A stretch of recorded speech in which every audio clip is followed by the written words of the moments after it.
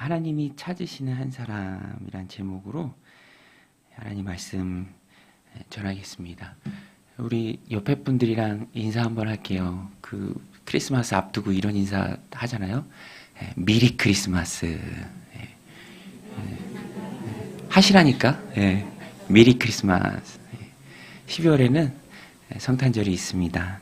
주님 오신 너무너무 기쁜 날이죠. 그래서 12월에 축복의 인사를 나누고 또 사랑하고 또 그 사랑을 실천하고 나누는 너무너무 춥지만 또 따뜻한 달이 12월인 것 같아요. 12월을 우리에게 허락하신 하나님을 찬양합니다. 오늘 12월 하나님이 우리에게 첫 주 토요일 온가족 새벽 예배 통해서 주신 말씀인데요.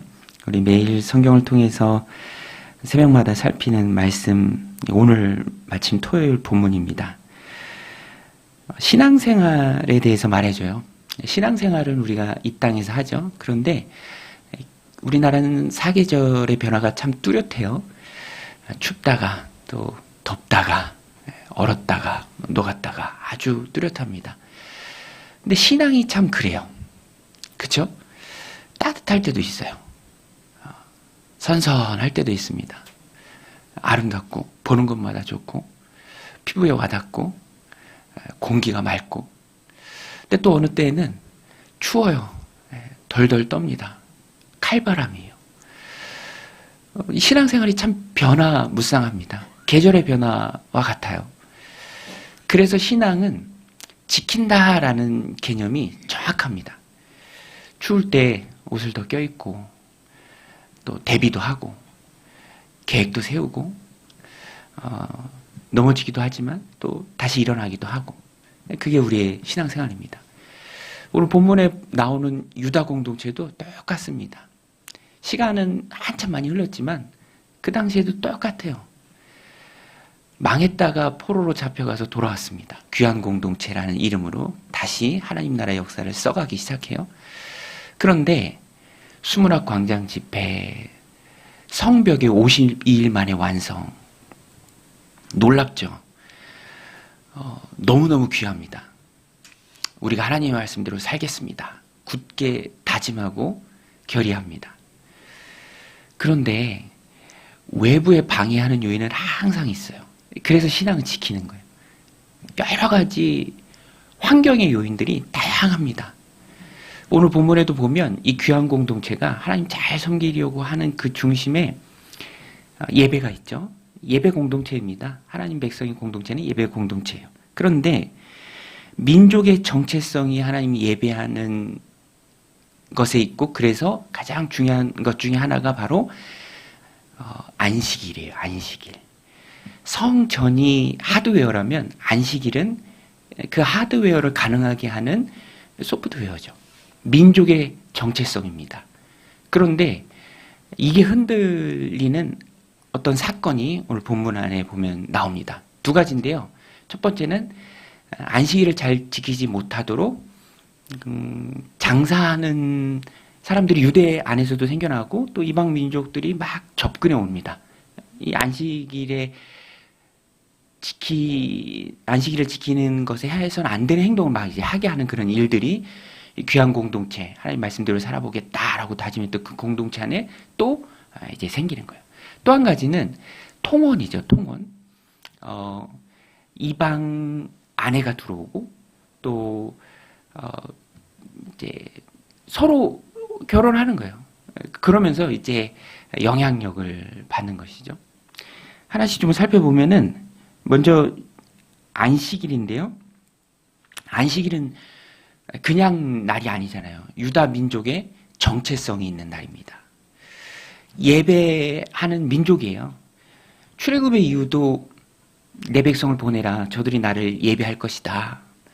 예배가 목적이었습니다. 왜 출애굽했습니까? 하나님 섬기기 위해, 예배하기 위해. 그리고 그 안에서 꼭 지켜라 라고 주신 것이 바로 안식일이죠. 6일 동안은 힘써 일하지만 7일째에는 하나님을 기억하고 하나님 앞에 나아라. 하나님 앞에 너를 드려라. 시간을 드려라. 내 마음을 드려라. 안식일의 개념은요, 그대로 주일로 옮겨왔습니다. 주님의 날이에요. 우리의 정체성도 하나님 예배하는 데 있어요. 우리는 예배자들이니까. 어디서 차이가 납니까? 주일에 차이가 나요. 예배하는 때에 차이가 납니다. 물론 사회가 다양해지면서 이 나라를 세워가기 위해서 사회 필수 요원들 당연히 근무할 수 있고 주일에도 얼마든지 할 수 있습니다. 그것을 뛰어넘는 우리 마음의 하나님을 향한 내 자신의 정체성은 그것과 상관없이 항상 하나님 예배함에 있어야 돼요. 주일에 있어야 합니다. 그것이 나의 정체성이죠. 제가 입대하고 훈련소에 있는데 주일이 그렇게 기다려져요. 주일.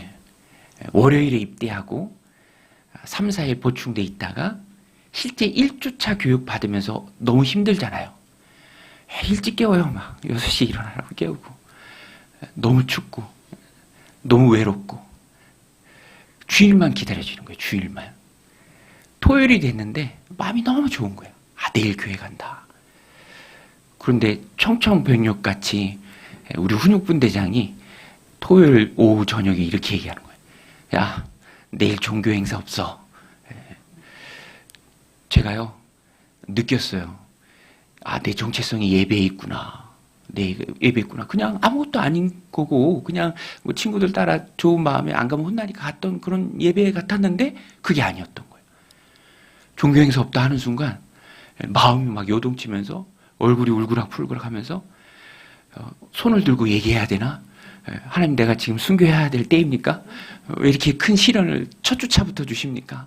그럼 내가 손 들고 막 얘기하면 우리 분대원들 분위기 안 좋아지고 어떻게 해야 됩니까? 막 그런 마음이 막 요동치는 거예요.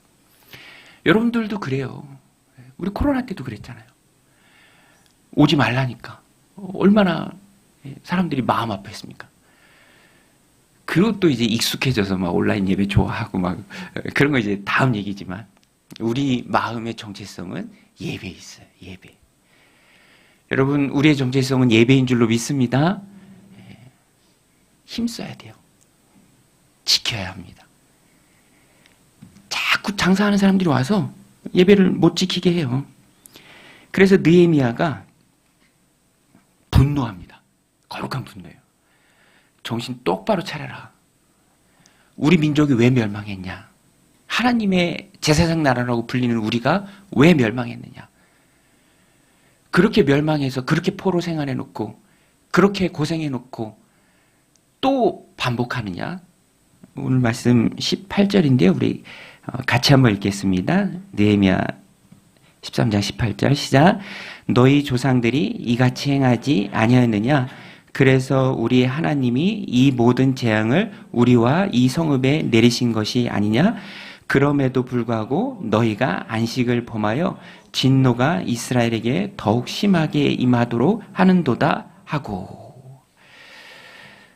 보지 못하는 사람들을 향해서 제대로 보는 느헤미야가 역사적 상황을 짚어서 잘못된 결과를 향해 달리고 있는 그들의 모습을 깨닫게 합니다. 그냥 쉽게 넘어갈 수도 있는 그 일이었는데 이것은 영적으로 접근해야 옳다. 똑바로 살아야 한다. 말씀합니다. 그래서 신앙은 지키는 거예요. 의무를 다 하는 것입니다.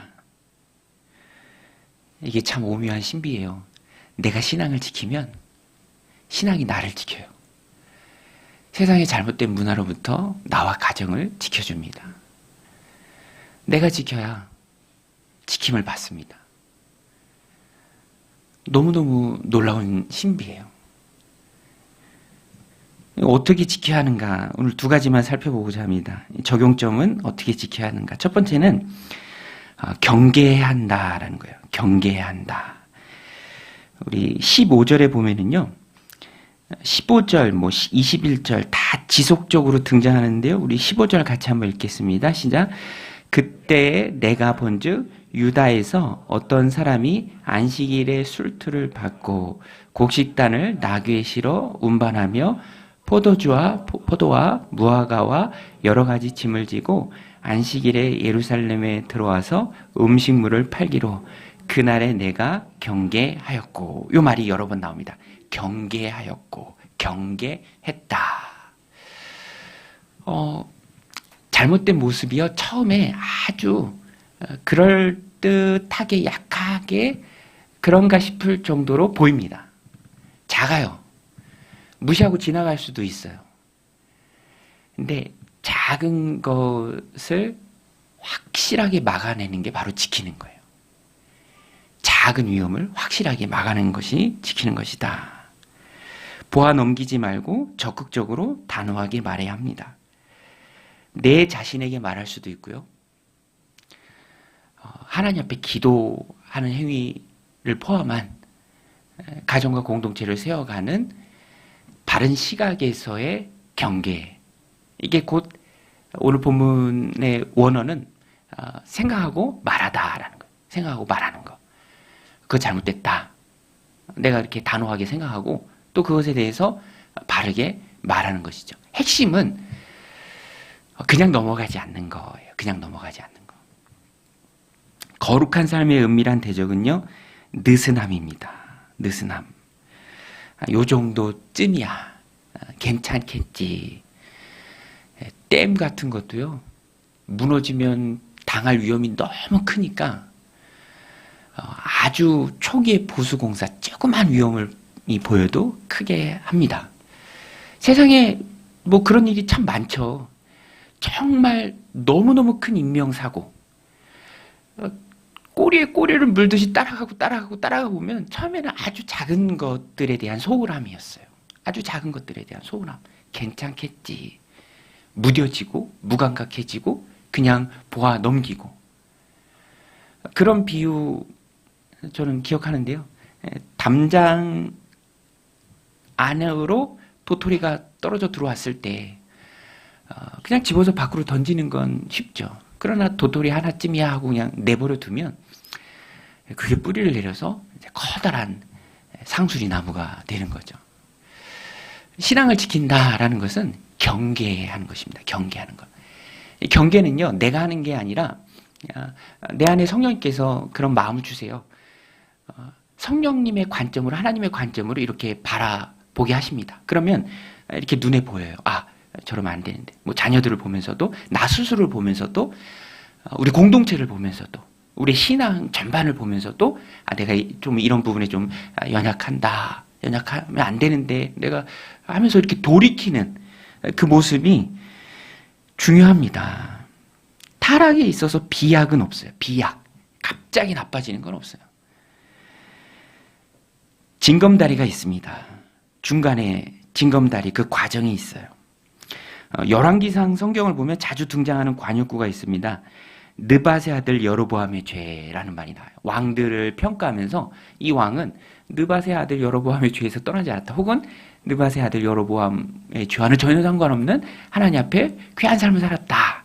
그럼 느밧의 아들 여로보암이 뭔가? 그의 죄가 뭔가? 성경이 관역구처럼 계속 말하는 그 죄가 뭔가? 그게 바로 느슨함이에요. 느슨함. 여로보암이 나라 나뉘면서 사실 이거 하나님이 해주신 일입니다. 그때 신실했어야 되는데 그렇지 못하고 아주 작은 물꼬를 터요. 단과 베델에 금송아지를 세우고 이스라엘 백성들이 유다 베델 예루살렘 성전에 가지 못하도록 비슷한 그들 눈에 보이는 우상을 세우고 비슷한 절기를 만들고 그냥 사람이죠. 레위인 아니 그냥 아무나 이렇게 좀 제사장을 세우고 외명만 보면 다 비슷합니다. 근데 핵심은 다 떠나갔죠. 그게 결국에는요, 아주 작은 비슷한 것이지만 완전히 다른 색깔로 엘리야 시대에 와서는요, 바알과 아세라의 신학교가 세웁니다. 선지자 학교가 세워져요. 믿는 자가 엘리야가 스스로 나 혼자만 남았습니다 라고 생각할 만큼 다 떠나죠. 그런데 그게 어떻게부터 시작됐느냐? 느밧의 아들 여로보암의 죄예요. 비슷한 거, 그럴듯한 거, 그냥 넘어갈 수 있을 것 같은 거. 여러분, 오늘 우리가 우리의 신앙을 잘 지킬 때에도 예배생활, 말씀생활, 또 목장 참여하는 거, VIP에 시선을 쏟는 거, 이런 것들을 종합적으로 잘 점검하고 성령님께서 하나님의 관점으로 볼 때 잘못된 모습이 있다면 경계해야 합니다. 내 스스로에게 말해야 돼요. 자녀들에게도 말해야 되고 또 우리 공동체도 거룩한 방향으로 나아갈 수 있도록 또 우리가 깨어있어 지혜를 모아 나가야 합니다. 같이 지키는 거죠. 이방의 통혼 문제도 똑같아요. 가볍게 시작한 통혼이었죠. 가볍게 시작한 거예요. 그런데 절대로 가볍지 않습니다. 영향을 받아요.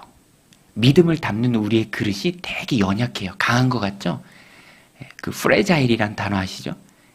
깨지기 쉽습니다. 그래요. 그래서 솔로몬도 넘어졌어요. 솔로몬도. 솔로몬이 정말 지혜 있는 사람이죠. 하나님이 사랑하는 사람입니다. 1000번이나 예배를 드렸어요. 오늘 느헤미야도 말합니다. 하나님의 사랑을 입은 자, 세상에 비길 왕이 없을 정도로 하나님의 사랑을 입은 자다. 그런데 이 솔로몬도 말년에 타락했죠. 그쵸? 어떻게 타락했습니까? 정략 결혼 때문에 타락했어요. 우리 26절 말씀 우리 같이 한번 읽겠습니다. 시작. 내가 그들에게 경계하여 이르기를 너희가 어찌하여 성 밑에서 자느냐 이같이 다시 하면 내가 잡으리라 하였더니 그 후부터는 안식일에 그들이 다시 오지 아니하였느니라. 이 느헤미야가 경고한 거고요. 26절 시작. 또 이르기를 옛적에 이스라엘 왕 솔로몬이 이 일로 범죄하지 아니하였느냐. 그는 많은 나라 중에 비길 왕이 없이 하나님의 사랑을 입은 자라.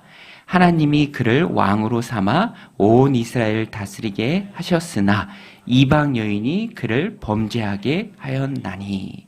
이방 여인이 그를 범죄하게 하니. 이방 여인이 그냥 옵니까? 자기 나라에서 섬기던 자기 신도 데리고 오죠.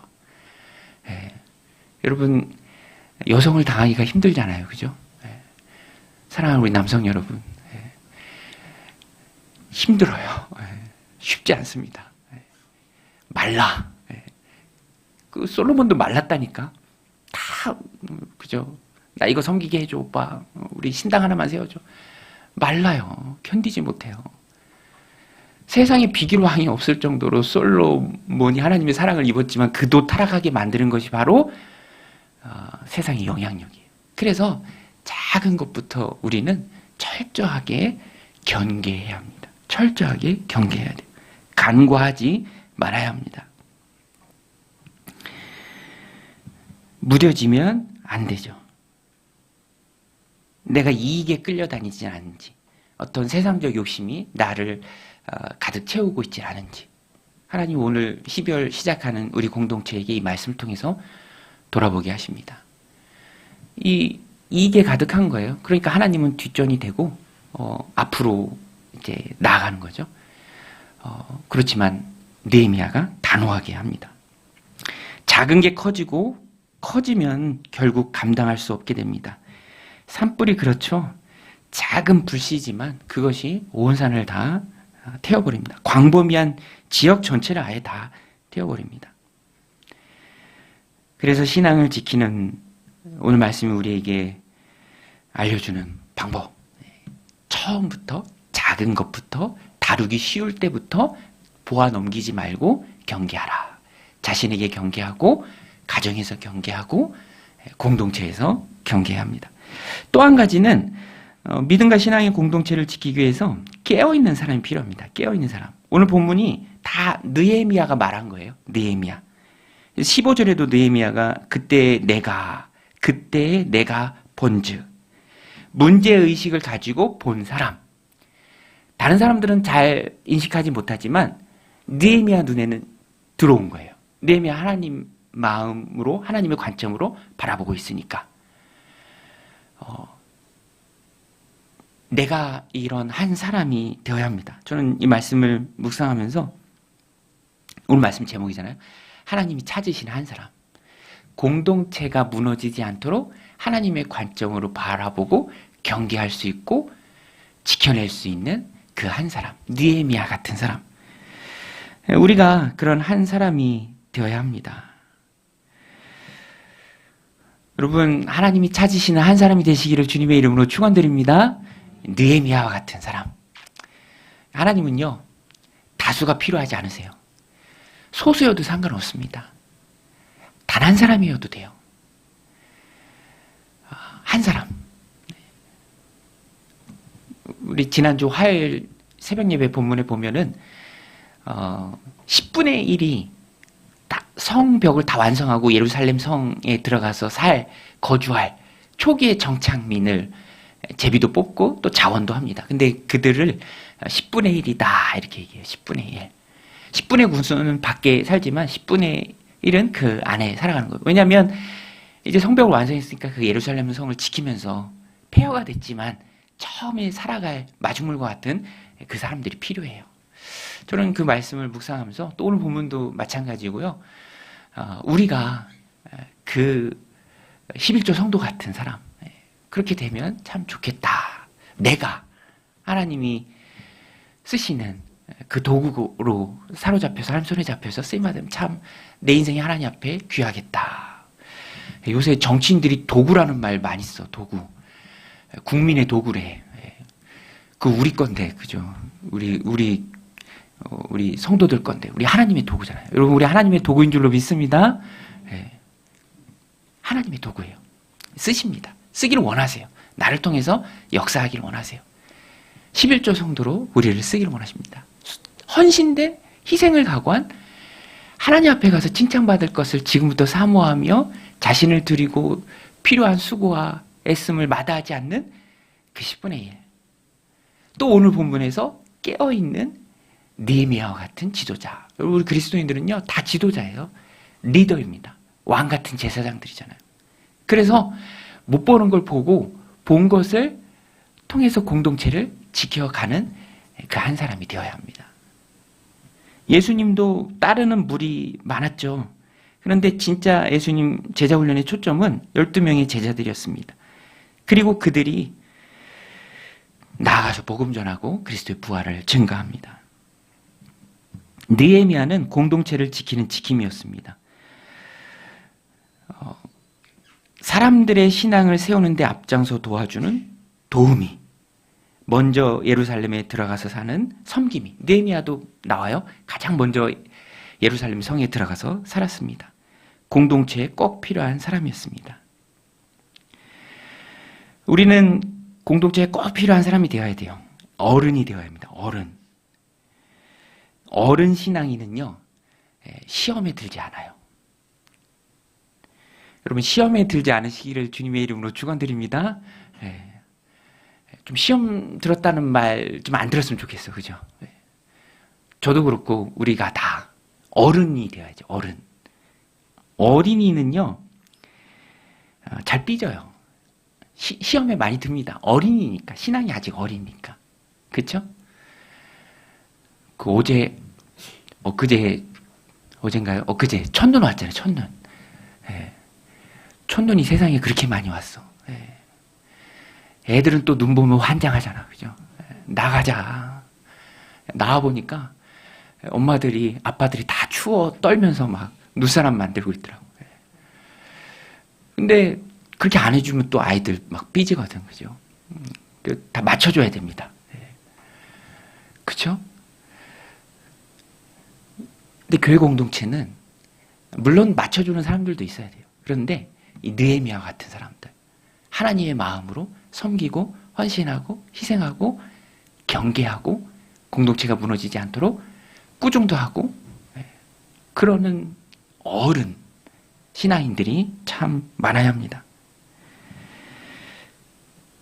오늘 말씀 마음에 새기고 12월 마지막인데요. 마지막 달인데요. 우리의 믿음과 신앙을 하나님 앞에서 우리가 잘 지켜가길 원합니다. 변화무쌍한 세상, 다양한 환경과 상황 속에서도 우리가 우리의 신앙을 잘 지키기를 소원합니다. 그러기 위해서 말씀을 통해서 경계하고요. 또 그러기 위해서 내가 하나님이 찾으시는 하나님의 관점으로 바라보는 사람이 되도록 우리는 성장해야 합니다. 어른이 되어야 합니다. 더 커지고 넓어지고 깊어져야 합니다.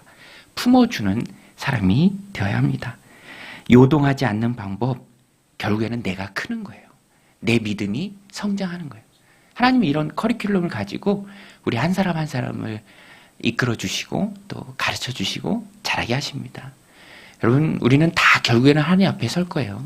그때 큰 하나님의 종으로 수고했다. 참 나 많이 닮고 하나님 나라 왔구나라고 칭찬받는 저 여러분들이 다 되시기를 주님의 이름으로 간절히 축원드립니다.